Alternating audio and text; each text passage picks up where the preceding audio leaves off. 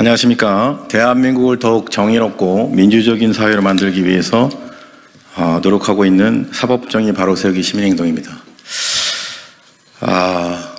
지난 밤에 정말로 많은 일이 있었습니다. 제 생애에 두 번째 계엄령을 목격하였습니다. 수많은 일들이 있었지만 지난 밤처럼 충격적이고 영화 같고 꿈 같은 일은 없었습니다. 잘 아시는 바와 같이 저희 모두 그러했을 거라고 생각을 합니다. 저 개인적으로도 새벽에 아내가 저에게 이렇게 말했습니다. 새 아이는 내가 잘 돌볼 테니 당신은 어서 대피하세요. 실화냐는 느낌이 들 정도로 제 아내의 말을 저는 심각하게 받아들일 수밖에 없었습니다. 그리고 제가 이렇게 답변했습니다.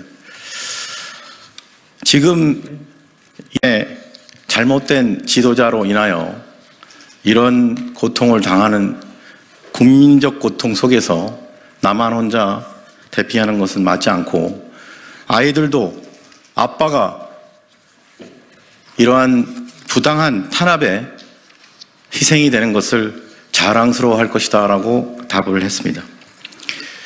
이러한 일이 대통령과 고위공직자들을 고발하는 시민단체 입장에서 보면 현실화 되었습니다. 오늘 저희 단체는 온 국민의 충격과 분노와 경악을 담아 금일 대통령 윤석열, 국방부 장관 김용현, 그리고 행안부 장관 이상민을 내란죄 혐의로 공수처에 고발합니다. 먼저 기자회견문 낭독 이후에 기자 여러분들의 질문과 답변을 하도록 하겠습니다. 그러면 먼저 기자회견문 낭독을 하도록 하겠습니다. 대통령 윤석열, 국방부 장관 김용현, 행안부 장관 이상민에 대한 내란죄 혐의, 직권남용 및 내란죄 혐의 공수처 고발 기자회견문. 반국가 세력, 망국의 원흉은 다름 아닌 바로 윤석열 대통령이다. 대한민국 국헌을 문란시킨 윤석열과 김용현 그리고 이상민을 처단하라. 공수처는 내란죄 현행범 윤석열과 김용현, 이상민을 긴급 체포하라. 대통령 윤석열은 2024년 12월 3일 밤 10시 30분 자신의 용산 집무실에서 긴급 대국민 담화를 통해 비상계엄을 선포했습니다. 하지만 이는 대한민국 헌법 제77조 제1항의 요건을 충족하지 못한 위헌적인 비상계엄 선포 행위였습니다. 아울러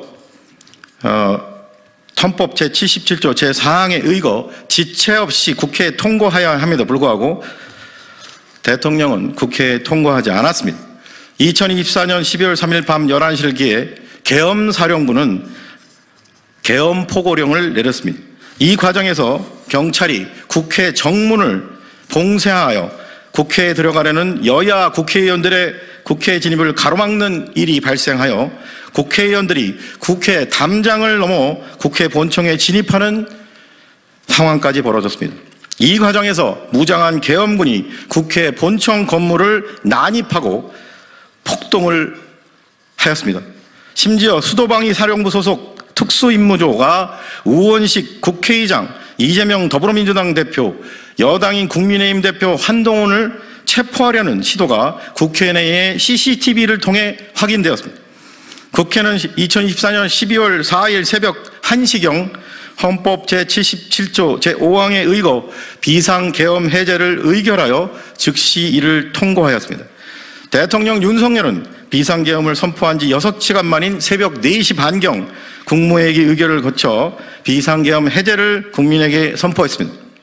현재 국회는 대통령 윤석열에 대한 탄핵 절차에 착수하였습니다.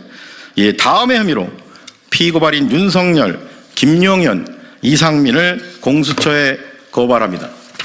1. 직권남용 및 내란죄의 점. 형법 제87조 내란죄. 대한민국 영토의 전부 또는 일부에서 국가 권력을 배제하거나 국헌을 문란화할 목적으로 폭동을 일으킨 자는 다음 각호의 구분에 따라 처벌한다. 1. 우두머리는 사형, 무기징역 또는 무기금고에 처한다. 2. 모의에 참여하거나 지휘하거나 그 밖의 중요한 임무에 종사한 자는 사형, 무기 또는 5년 이하의 징역이나 금고에 처한다. 살상, 파괴 또는 약탈 행위를 실행한 자도 같다. 3. 부하 수행하거나 단순히 폭동에만 관여한 자는 5년 이하의 징역이나 금고에 처한다.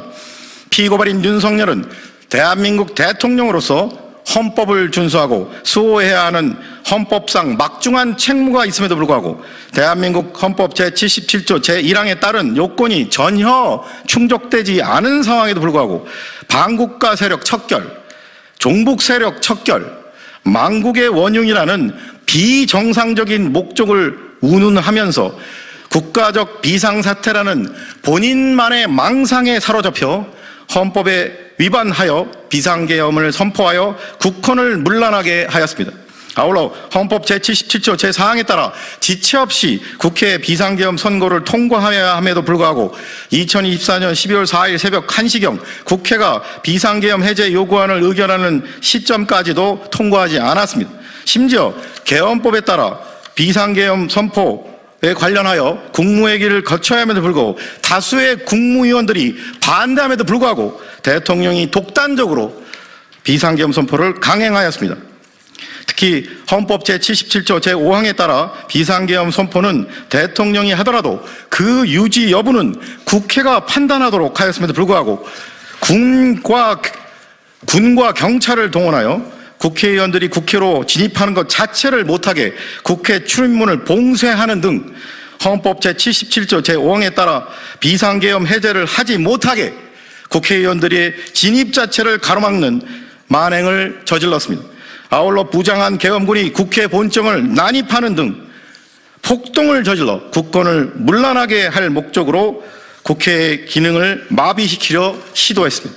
결국 피고발인 윤석열은 김용현, 이상현과 공모하여 국헌을 문란하게 할 목적으로 감사원장이나 검사장 탄핵이라는 헌법상 정상적인 국회 활동을 국가 비상사태라고 국민에게 매도하면서 자의적이고 주관적인 망상에 사로잡혀 헌법상 요건을 충족하지도 않는 비상계엄을 강행하고 비상계엄 해제를 의결하려는 국회의 헌법상 기능을 마비시키기 위해 계엄군의 국회 난입과 폭동을 명령하고 경찰을 부당하게 동원하는 등 내란을 지시하는 내란수계의 역할을 하였고 김용현과 이상민은 윤석열에 공하였으므로 내란죄의 죄책을 져야 마땅합니다.